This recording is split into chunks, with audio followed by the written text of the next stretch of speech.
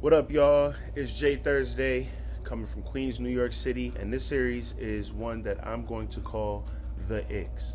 The Icks is a series by DJs for us and the partygoers that we do it for. I've been DJing for about 8 years now. I'm super happy that I got into it. I can't explain what DJing has done for me. My love for music was already great, but even more so now because I get to play music and share music with people, all different types of people, every race, every color. It's truly unifying, and it's amazing to be at the helm. So I will say I love it for that reason. And the reason I wanted to do this series was really just to kind of shed some light on some of the things that I know as a party goer that we don't like from DJs and DJs don't like from us. And then also too, as a DJ, I know what we as DJs don't like from party goers and vice versa. So, I really wanted to do a series that could kind of highlight some of those things. There's a lot of funny moments. I think DJ stories are some of my favorite to hear. So I'm excited to have some guests on and have them join in on the conversation, talk about their icks. But I figured for the first episode, just to get a feel for what I'm doing and how I want to lay it out, the first guest will be me, Jay Thursday. I just want to run down the structure of the show, and I'll give you guys an idea of what that looks like. The first question is going to be, what is your ick? We'll ask our guests to tell a story about it, a situation where it happened. Maybe it's the first time it happened, maybe it's something that happens often that no one pays attention to. The variety of stories that we'll get, I'm sure, will be amazing and hilarious. The next thing I'd want to know is, how did our guests deal with that ick? Did they overcome it? Maybe they did, maybe they didn't. I know the stories are going to be amazing. And then finally, last but not least, what can other DJs or party goers or whoever the ick is geared towards, what could they do to avoid that situation happening again? Or what could you do as a DJ to avoid yourself being in that situation again? Or how do you look out for it ahead of time, to protect yourself and not have to deal with things that really disrupt your ability to just love the music, man. That's my favorite part, the music. And sometimes we could get wrapped up in all of the other things going on and not really get a chance to just play the music.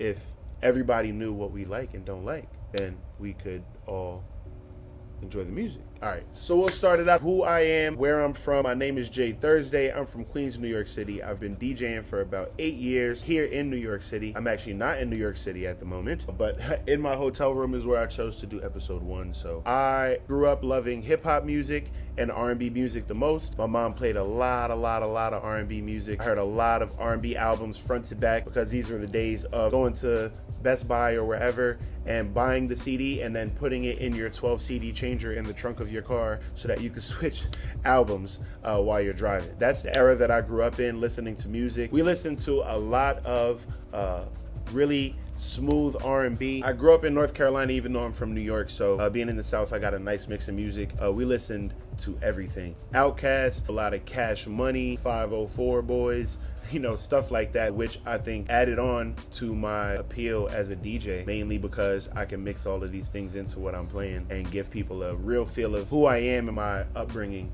with music. I've been producing and rapping since I was 13 years old, so I was jumping on Fruity Loops, making beats, rapping over them in my uncle's room, sneak on the computer when he's not there, and then hop off when I hear him walking up the pathway to the building. Amazing times, but at that time, it was very heavy 2000 energy. I was in Queens, so 50 Cent, Ja Rule, obviously. Man, what was on the radio then? A lot of Nelly for some reason. Nelly had the hits, man. Nelly had the hits. Just a New York listening ear and then an outside of New York listening ear. And then I took my stepdad's first generation iPod one day, and it was loaded with every classic hip hop album ever. It was the first time I really got introduced to A Tribe Called Quest. It was the first time that I really listened to Illmatic by Nas, being a young kid on the train going to school in New York City. And boom, fast forward to where we are now. I started DJing in the funniest way possible to me, hanging out at my boy's crib, playing 2K. Hey, if you get kicked off the sticks, you gotta wait till next game. My boy had a controller in his room. When I hopped off 2K, I would jump on the controller. I always knew that my love for music was more than just me wanting to create it, the way that I consume it. I have my own process of listening to music and stuff like that, and I really connect with it. So seeing songs in my boys Serato that like I know, but they're not the way I would want to play it. Now I start downloading a couple songs. All right, let me grab a couple here, a couple there. Oh, I wonder how this would sound with this. And before you know it, man, it bites you like a bug. Playing the music for the people, it got addicting.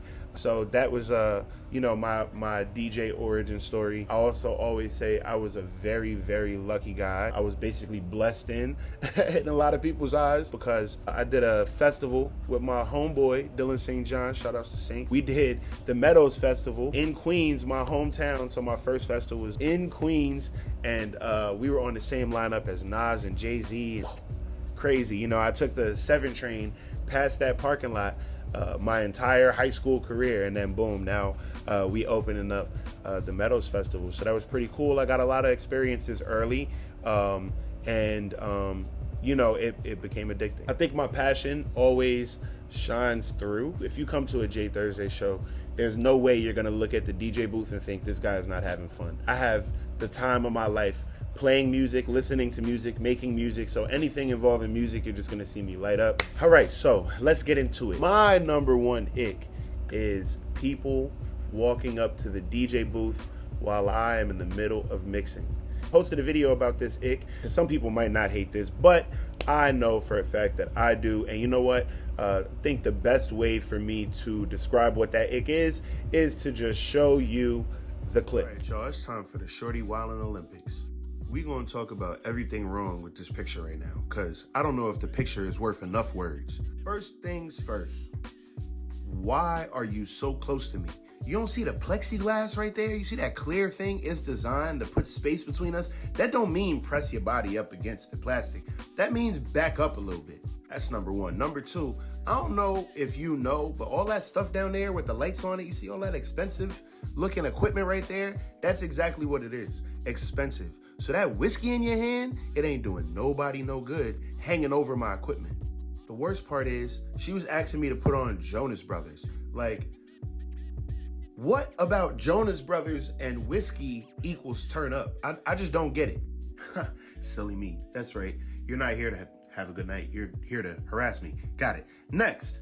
She's literally staring at me in attempts to make eye contact like I'm not paying attention to what she's saying. And you know why? Because I'm not paying attention to what you're saying. And another thing, this is the beginning of the night. If you go out at the beginning of the night, you see how empty that room is? Anybody who's ever been out with me, you'd be seeing the room filled up and stuff. Anytime the room is empty like that, that probably means that you should back up off the DJ because he's trying to get the party started.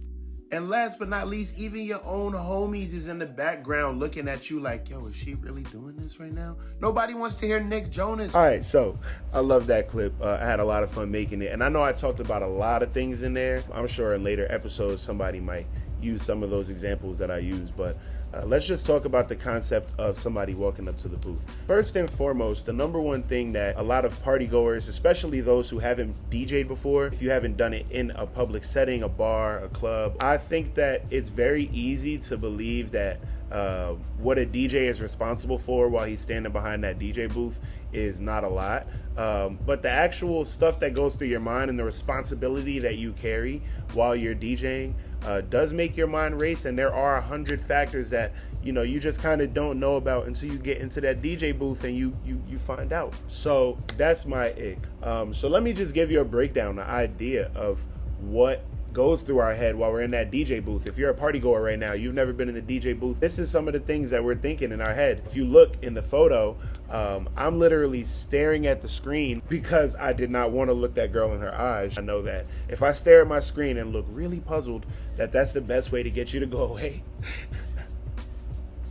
I'm looking for my next song. I'm trying to figure out what goes well with what I chose to play as the song currently playing. Reading the room includes you and your friends. For you to be walking up to me is a little unfair, don't you think? Not only that, but we know the spot. So 9 times out of 10, if this is a place that the DJ has played before, even if only once, or if it's somewhere that he plays often, we're familiar with the room, how it may build, drop, slow down, speed up. We're familiar with the bartenders, the staff, management, and what they expect of us. All of these things are factoring into us being able to do our job correctly. And having somebody walk up to the DJ booth basically feels like you don't trust me to play good music. Your friends are dancing to it, but you're walking up to me with an app on your phone. I don't even have the app, and I don't even want to know what the app is called.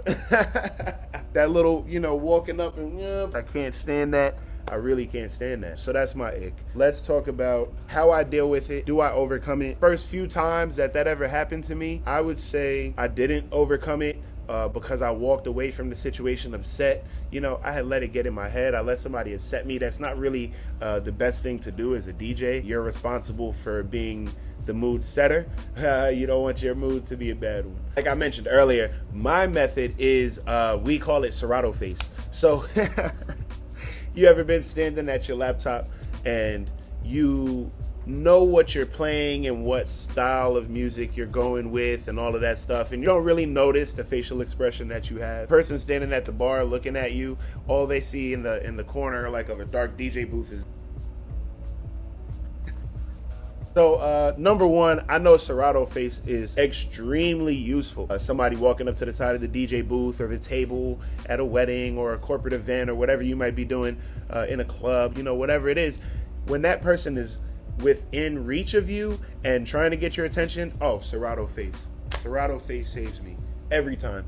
Serato face, they will always get the point. And sometimes you'll make a person upset, but you got to remember, one person out of a room full of people that you're responsible for giving a good time musically, one person ain't gonna do it. I'm sorry to let you know. I know you took the time to download the app on your phone and you went on Spotify while you were standing at the bar and your best friend was talking to some guy and she was occupied and you had nothing to do, so you went for the song that you see in Spotify that puts you in a good mood, and you want me to play it right now, and you don't understand that you're not the only person in the room. I know, I get it. You put a lot of time and thought and effort into what you're doing, but I'm putting a lot of thought and effort into what I'm doing.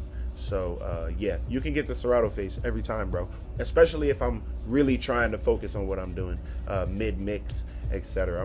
I hope somebody has that as an ick, where somebody, a friend, a person who knows, another DJ knows what it is, and you're mixing two songs and they want to talk to you right in the middle of the mix. I can't wait to see who talks about that. But yeah, that's how I deal with it. That's how I overcome it. Serato face. Sometimes, depending on my mood, I'll tell a person like, "Hey, look, I'm really busy right now. I can't do it. I'm sorry." Sometimes I'm in a mood where I'm just like, "No." Another one of my favorites. I could be mean sometimes, but yeah, I'm just like, "No." But you've got to respect a person's space. I think that's the most important part. So we'll use that to segue into how can other DJs as well as partygoers beat this. DJs, you just heard what I do. I don't even know if I need to give all of y'all advice for that. That's something that I feel is pretty easy. Serato face, act like you don't see them, act like you're mad focused on the computer. Eventually they'll walk away. Or just straight up be honest and say, listen, I cannot handle that right now. I'm in the middle of something. I got to make sure everything goes right. I need the space to do my job. I sound like such a millennial right now. I need the space. Anyway, partygoers, what you can do to avoid this? Yes, as a partygoer, one thing that you could do, and it would actually help the ecosystem so much if you ask me, do a little bit of research and find the parties that are going to play the music that you enjoy. And hopefully it can be one thing that betters parties. Look into some DJs, look at who you like, look at the local guys that are going to be playing at the spots, get to know who the DJ is. I mean, we all have an Instagram, ask the DJ for his Instagram, follow him, see what kind of music he plays, where he's going to play at. Listen, I don't necessarily want to hear this guy play at this spot this weekend, but I see he posted a flyer. Okay, let's look for somewhere else to go. It's not a bad thing, but what happens is you'll be disappointed more often than not, because you just don't know what you're going to get out of the DJ that you're going to see, or the place that you're going where there will be a DJ. So do some research, man. I love pianos. And you know why I love pianos? When I go to pianos on a Friday or Saturday and I stand in that line and I make my way upstairs, I know that I'm going to be able to dance to some good reggae, some dance hall, some Afro beats, some anything in that ilk that lets me be able to dance and move. I really enjoy dancing. That's a style of music that I know I enjoy. So guess what? On my weekend off as a DJ, what do? I go to the place that I know is going to play the music that I know I want to hear. with DJs that I know are going to be there that are going to kill it. I'm not going to start getting into DJ shout outs. Maybe I will later. Let's see who watches. I know that Pianos is going to have DJs that I like and enjoy, and I'm going to have a good time when I go. And yeah, the drinks are going to be expensive, but guess what? That's okay, because I know that I want to consume this style of music. And if I go to a place where I know that I want to consume this style of music, then guess what I won't do? Walk up to the DJ booth. Can you play Taylor Swift? All right, man. That's what I got for you today. That is episode 1 of the Icks. I really can't wait to see who our next guest is going to be. I'm just going to wing it as we go. I'm going to hit up a couple of homies that I know. I already got a couple of homies lined up that want to do it. But let's see how it goes, man. I think that this series can bring great value not only to us as DJs and all of the DJs watching, but also to partygoers and to the life of partying in general. So thank y'all so much for checking us out. Hit that subscribe button. Click the like button. You know, the basic stuff that everybody has to say when they on here. I'm going to make it a point to only say it at the end of the video, so you'll only hear it if you watch the whole thing. So shout outs to you. And if you did, click that thing too. Okay.